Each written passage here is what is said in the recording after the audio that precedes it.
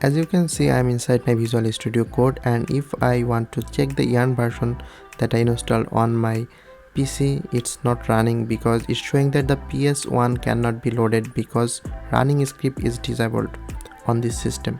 So there is a way that we can fix this issue, and I will in this video show you. So you need to go to your start menu, and from here you just need to write PowerShell. So we'll run a script inside our PowerShell on our Windows PC. So right click on this and go to run as administrator. So once you click on this, it will ask for confirmation and press yes, and now we'll come to this page. This is the PowerShell administration page. From here we can run any kind of command we want.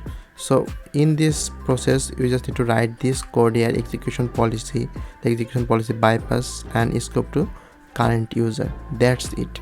Now you just need to press enter. So it will ask for confirmation. You just press A and then click enter. That's it. Now we restart our Visual Studio. Again open this. Now we again try to run the yarn if this working or not. So yarn dash version. Now you can see the yarn is successfully working on our PC. You can see now when we write the yarn dash version, it is working. You can see here the version name is showing. So in this way you can fix this issue.